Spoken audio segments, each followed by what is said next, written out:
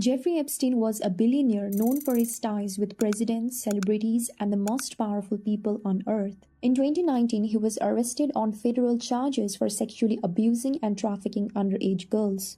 But just weeks after being jailed, Epstein was found dead in his cell under mysterious circumstances. The officials rule it as suicide by hanging, but many people believe he was killed to protect the high-profile figures who would have been ruined if Epstein ever decided to testify.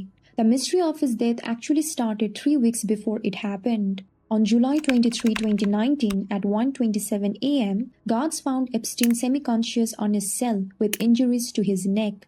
Prison officers questioned his cellmate Nicholas, a former police officer who had been accused of several murders and drug crimes. Nicholas denied hurting Epstein, and an internal prison investigation later cleared him of any connection to the event.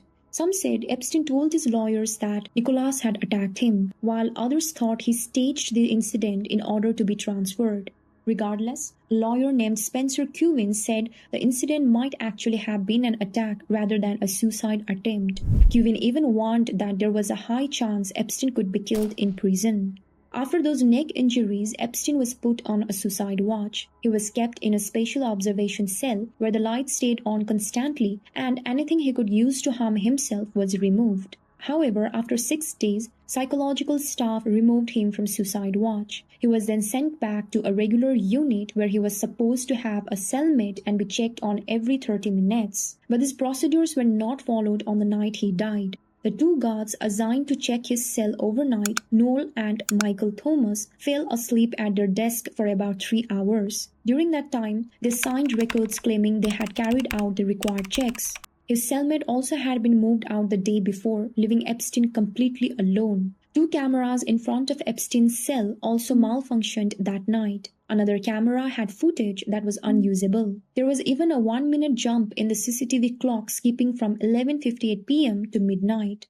On the morning of August 10, Epstein was found unresponsive in his cell. He was in cardiac arrest, kneeling on the floor with a strip of bedsheet wrapped around his neck. By the time he was discovered, he was believed to have been dead for about 2 hours. A note written by Epstein was found in his cell after his death. In the note, he complained about large bugs crawling on his body, guard Tova Noel giving him burnt food, and claimed that a guard intentionally locked him in a shower cell without clothes for an hour. According to the New York Times, Epstein's estate was worth about $600 million at the time of his death. While the official report suggested his suicide may have been caused by lack of significant interpersonal connections, loss of status, and the idea of potentially spending the rest of his life in prison, the physical evidence told a different story. Epstein had 3 broken bones in his neck, including the hyoid bone, which was broken in a way when someone is strangled from behind. In the last 50 years, there have been over 1,000 suicides by hanging in New York City prisons. Not a single person had 3 broken bones in their neck. The first time the public knew about Epstein's death was in the form of a 4chan post made 38 minutes before any news channels reported it. The person who posted it knew exactly how Epstein died before the public did. Few hours after Epstein's death were announced, Donald Trump shared a post that suggested Bill and Hillary Clinton were somehow responsible for the death. 3 days later, Trump told reporters he wanted a full investigation. When Trump was asked if Epstein had ties with any foreign agencies, he replied with, "Are you still talking about Jeffrey Epstein?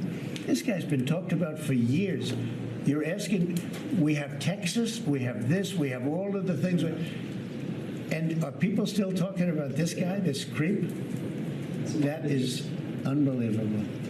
Trump later claimed on Truth Social that the Epstein files were created by Democrats, saying, "Why are we giving publicity to files written by Obama, crooked Hillary, Comey, Brennan, and the losers and criminals of the Biden administration?" Nearly a year after Epstein's arrest, Ghislaine Maxwell was arrested in 2020 for helping Epstein recruit underage girls. Another Epstein associate, Jean-Luc Brunel, was also arrested in France, but later died by suicide in jail before his trial could take place. Epstein's defense attorney expressed significant doubts that Epstein's death was due to suicide. He explained that when the lawyers met Epstein shortly before his death, he did not appear depressed, hopeless, or suicidal. Epstein's brother, Mark Epstein, also rejected the idea that Jeffrey killed himself. He argued that Epstein had a bail hearing coming up and therefore had a reason to keep fighting the case. Mark also said he feared for his own life if his brother had actually been murdered. Epstein's butler, who had worked for him for 18 years, also said he did not believe Epstein committed suicide. Because of all these unusual details, Epstein's death quickly became the subject of widespread skepticism and conspiracy theories. A poll showed that only 29% of US adults believed Epstein had died by suicide, while 42% believed he had been murdered to prevent him from testifying against powerful people he was connected to. The assassination of John F. Kennedy is often called the mother of all conspiracies. Even decades later, most Americans don't believe the official story. Kennedy, the 35th President of the United States, was shot on November 22, 1963, while riding in an open car during a motorcade in Dallas, Texas. Kennedy was in the vehicle with his wife Jacqueline, Texas Governor John Connally, and Connally's wife. Connally was also wounded in the attack but survived. Just 2 hours later, Vice President Lyndon B. Johnson was sworn in as the new president on an airplane. Police quickly arrested an ex-US Marine officer named Lee Harvey Oswald, who was first charged with killing a Dallas police officer, J.D. Tippit, and then charged with murdering the president. 2 days later, as Oswald was being moved between jails, a nightclub owner named Jack Ruby stepped out of crowd and shot Oswald dead on live television. Because Oswald died before he could speak at a trial, people immediately suspected that Kennedy's assassination might have involved a larger plan. Kennedy's presidency took place during the tense period of the Cold War. Much of his foreign policy focused on stopping the spread of the Soviet Union and communism. In 1964, LBJ set up the Warren Commission to investigate. The commission concluded that Oswald acted alone, firing 3 shots from the 6th floor of the Texas School Book Depository. According to Warren Commission, the first shot missed, the second hit both Kennedy and Governor John Connally, and the third hit Kennedy in the head, killing him instantly. But eyewitnesses reported hearing shots from multiple directions, including the grassy knoll, a small hill in front of the president's car. A teenager also told police he saw a colored man with a rifle in a 6th floor window, while another witness, Howard Brennan, also described a white man in khaki at the same window. Inside the building, Bonnie Ray Williams, a clerk on the 5th floor, also heard the shots. He said the rifle was extremely loud and very close, and the blast was so strong that the chunks of plaster fell from the ceiling onto his head. To explain how only 3 shots caused so many injuries, the Warren Commission proposed the single bullet theory. It said one single bullet hit JFK in the back, came out of his throat, and then struck John Connally in the back. The same bullet then came out of Connally's chest, broke his wrist, and finally lodged in his thigh. Skeptics argue this trajectory is physically impossible based on the seating alignment of the men. Furthermore, the bullet was later discovered on a stretcher at Parkland Hospital in near pristine condition. Critics call this the magic bullet because they think it's impossible for one bullet to do all that and still look almost perfect afterward, suggesting that more than one shooter must have been firing simultaneously. 3 years after the autopsy, Kennedy's brain, which had been removed and preserved for later analysis, was found to be missing. Some autopsy x-rays and photographs have also been lost. Most historians regard the autopsy as the most botched segment of the government investigation. In late 1963, Vice President LBJ was in a difficult situation. Even though he was vice president, he often felt sidelined by the people close to John F. Kennedy. Even more seriously, he was facing several massive political scandals involving his close associates. There were also rumors that JFK was planning to drop Johnson from the ticket in the 1964 election. Some conspiracy theories claim that if Kennedy stayed president, Johnson's political career could have been finished. But if Kennedy died, Johnson would immediately become president. There are also theories about possible groups that might have wanted Kennedy dead. The mafia might have felt betrayed by the Kennedy brothers. After helping JFK win the 1960 election, they were met with a relentless crackdown on organized crime led by his brother Robert Kennedy. Over the years, the US government released thousands of secret documents related to the case. Many were released in 2017 after a law required them to be made public. Another popular theory says that many people connected to the the case later died under mysterious circumstances. This idea became widely known after journalist Payne Jones Jr. wrote about it in the 1960s. Many people also believe that the same group behind Kennedy's death may have later arranged the assassination of his brother Robert F. Kennedy because they feared he might uncover the truth about the conspiracy. Because of the unanswered questions and conflicting interpretations of the evidence, the killing of John F. Kennedy remains one of the most discussed and controversial events in American history. The Pizzagate conspiracy theory was a false internet rumor that claimed a Washington, D.C. pizza restaurant was secretly running a child trafficking ring connected to powerful political figures. The theory began in late 2016, just before the U.S. presidential election. It all started with a massive leak of private emails from John Podesta, the campaign chairman for Hillary Clinton, were published by WikiLeaks. He had exchanged ordinary messages discussing meals and meetings with friends and colleagues. Internet users on platforms like 4chan and Reddit began reading through these emails and noticed that Podesta and his friends frequently mentioned ordering pizza or going to a restaurant in Washington, D.C. called Comet Ping Pong. Instead of thinking these were just hungry people ordering dinner, the internet users decided these words were a secret code. They claimed that cheese pizza actually meant something much darker. The theory quickly expanded when the internet users connected Podesta to James, who owned Comet Ping Pong. From there, online rumors began claiming that the restaurant was secretly the center of a child trafficking ring involving prominent political figures such as Barack Obama and Hillary Clinton. Other theories involved underground tunnels, kill rooms, satanism, and even cannibalism. They also pointed to the restaurant's logo and the logos of nearby shops, claiming they contained satanic or file symbols. Because the conspiracy spread so widely online, the restaurant and its staff began receiving threats. James also told the New York Times, "From this insane fabricated conspiracy theory, we have come under constant assault. I've done nothing for days but try to clean this up and protect my staff and friends from being terrorized." The conspiracy had real-world consequences on December 4, 2016, when 28-year-old man named Edgar Madison drove from North Carolina to Washington, D.C., believing the online rumors were true. Armed with an AR-15 style rifle and a handgun, he entered the restaurant intending to self-investigate and rescue children he believed were being held there. When he could not find anything, he fired several shots at a locked door inside the building before discovering it was only a storage closet with the computer equipment. Diners and employees fled in panic, but no one was physically injured. Welch eventually surrendered to police and was arrested without any resistance.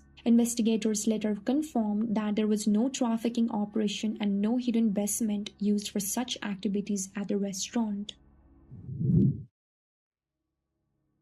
In the mid-1950s, Martin Luther King Jr. became a major leader in the civil rights movement, but his fame made him a target. He lived with constant death threats and even survived a near-fatal stabbing in 1958. After President JFK was killed in 1963, King told his wife, "This is what will happen to me also. I keep telling you, this is a sick society." On April 4, 1968, 39-year-old civil rights leader Martin Luther King Jr. was fatally shot while standing on the second-floor balcony of the Lorraine Motel in Memphis. Just before the shooting, he spoke to musician Ben Branch, who was going to perform at an event that night. King told him, "Make sure you play Take My Hand, Precious Lord tonight. Play it beautifully." At 6 p.m., King was hit in the right cheek and the bullet shattered his jaw. The force of the shot tore off his necktie and he fell backward onto the balcony. Robert F. Kennedy was the first to tell this audience that the king had died.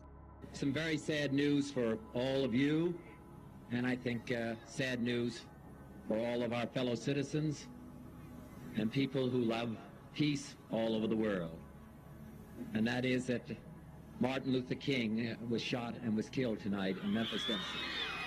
When they heard the news, many people in the audience screamed and cried in grief. As a result, a nationwide riots broke out in over 100 cities across America. After the shooting, a bundle containing a rifle, binoculars, and other items was found near the motel. The rifle was traced back to a man named James Earl Ray through fingerprints and purchase records. By the time investigators realized he was the main suspect, Ray had already fled the United States. After 2 months, he was finally arrested at Heathrow Airport in London. Ray pleaded guilty in 1969 and was sentenced to 99 years in prison. However, just days later, he withdrew his confession and claimed he was innocent. Ray claimed that a mysterious man named Raoul had framed him for the murder of Martin Luther King. According to Ray, this man told him to buy a rifle, also told him to rent a room at Basie Brewer's boarding house, which was located across the street from the Lorraine Motel where King was killed. Ray's claims of innocence attracted William Paper, who had been a friend of King. He spent many years trying to prove that Ray did not commit the murder and worked hard to get him released from prison.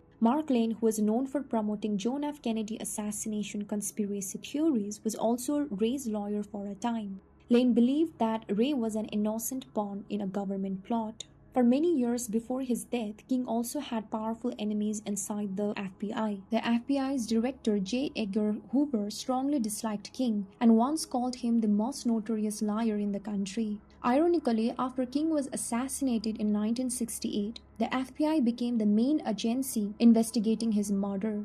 The FBI also tried to portray King as a communist. In 1962, Hoover told Robert F. Kennedy, who was the U.S. Attorney General at the time, that King might secretly belong to the Communist Party USA. Because of this claim, Kennedy allowed the FBI to wiretap King's phones. The FBI also tried to damage King's personal reputation by collecting information about his private life and claiming he had affairs. At one point, the FBI even sent recordings and a letter to King that seemed to threaten him and try to pressure him. The letter warned that his end is approaching and called him a fraud.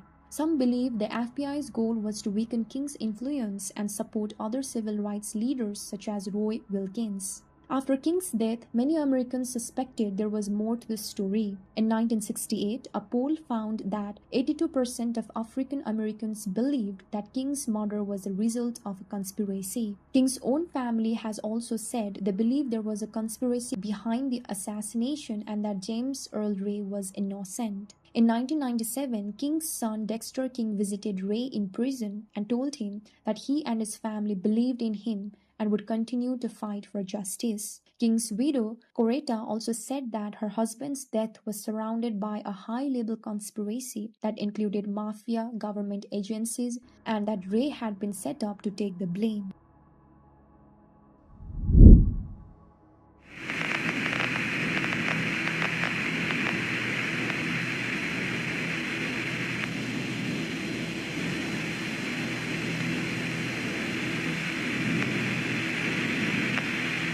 More than 500 million people around the world watched as Neil Armstrong stepped onto the moon in 1969. It looked like one of the greatest achievements in human history. Still, some conspiracy theorists believe that the moon landing was staged. During the Cold War, the United States and the Soviet Union were locked in an intense competition known as the space race. Each country wanted to prove it had the most advanced science and technology.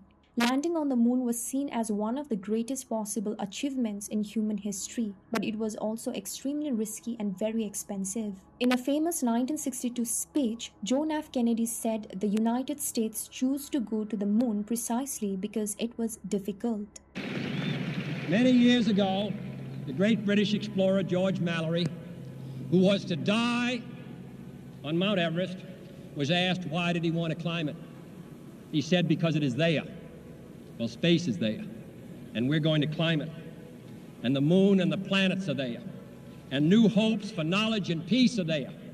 And therefore, as we set sail, we ask God's blessing on the most hazardous and dangerous and greatest adventure on which man has ever embarked.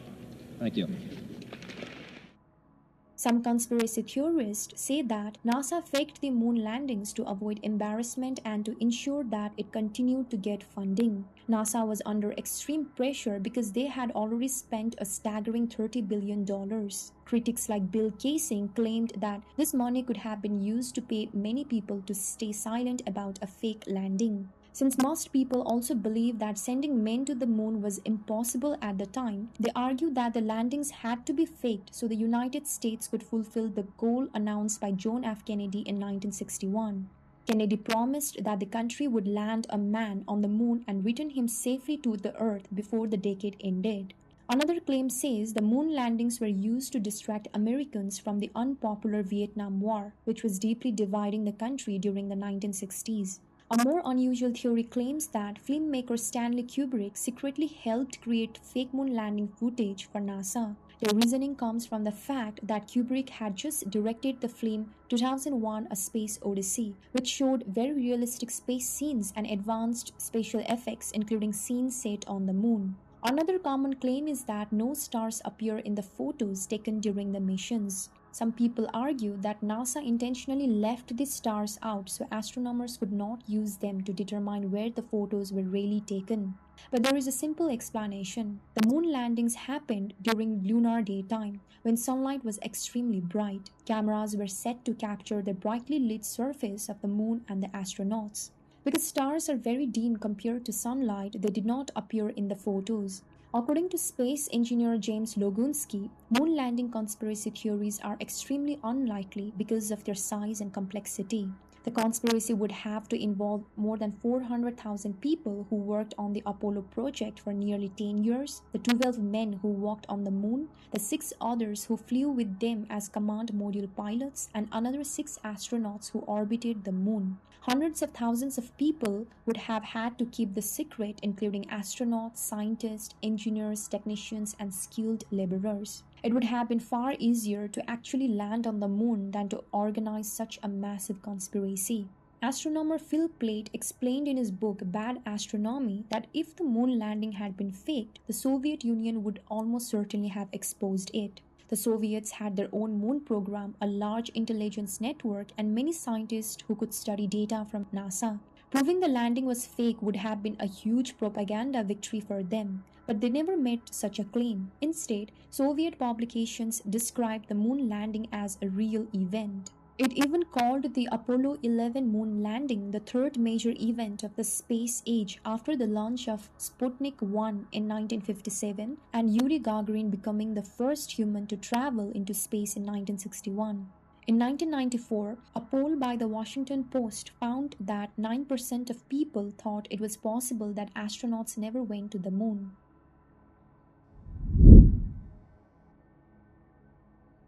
On the morning of September 11, 2001, the world changed in an instant. It started when 4 commercial airplanes were hijacked by Islamic extremists. In a series of coordinated strikes that left nearly 3,000 people dead, 2 of those planes slammed into the Twin Towers of the World Trade Center in New York City. A third plane struck the Pentagon in Washington, D.C., while the fourth, United Airlines Flight 93, crashed into an empty field near Sanctuary, Pennsylvania, after the passengers fought back against the hijackers to prevent another hit on a major target. While the tragedy was unfolding, a wave of questions and theories began to grow. Some people believe that certain US officials might have known in advance about the attacks, but didn't take strong actions to stop them. To support this, they point to unusual activity in the stock market. In the days right before 9/11, there was a huge spike in put options for United and American Airlines stock, the very same airlines involved in the hijacking. These are essentially bets that a stock price will drop. For some, this looked like insiders were trying to profit from a disaster they knew was about to happen. The most famous debate centers on how the buildings actually fell. After the planes hit the Twin Towers, massive fires broke out across several floors and eventually both buildings collapsed. But later that day, a third building, World Trade Center Building 7, also fell down even though a plane never hit it. This led some to argue that the buildings didn't just fall from the fire damage.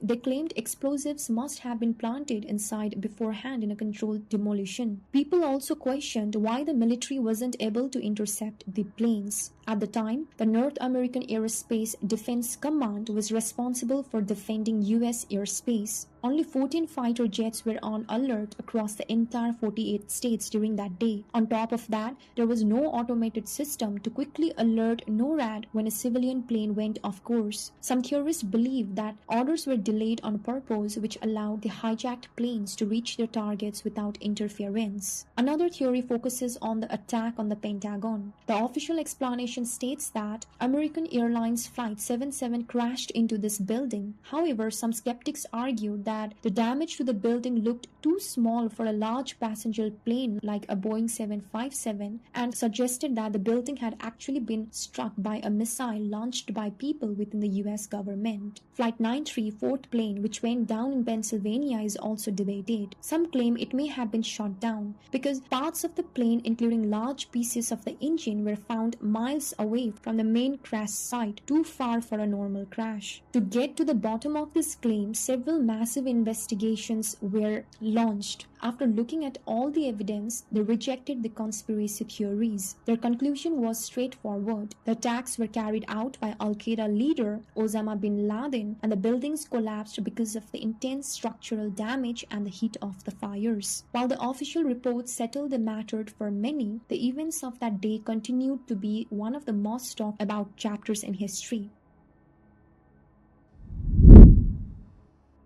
The Illuminati is a secret organization of powerful elites who supposedly control world governments, media, and other major institutions from behind the scenes. Many believers connect it to the idea of a hidden global power, sometimes called the New World Order, which claims that influential figures are secretly working to create a single world government. In reality, the Illuminati began as a real group founded in 1776 in Bavaria by Adam Weishaupt. The group promoted Enlightenment ideas such as secular thinking and criticism of religious and political authority. Because these ideas worried the government and the Catholic Church at the time, Bavarian authorities banned secret societies and the Illuminati was officially dissolved in the 1780s. But many people believe that the group had not truly disappeared and had instead gone underground, eventually evolving into a powerful hidden network. Supporters of the conspiracy theory often claim that hidden symbols show the influence of the Illuminati. They often point to the Eye of Providence on the US dollar as an example. Some people believe this symbol means secret surveillance or hidden control over the world,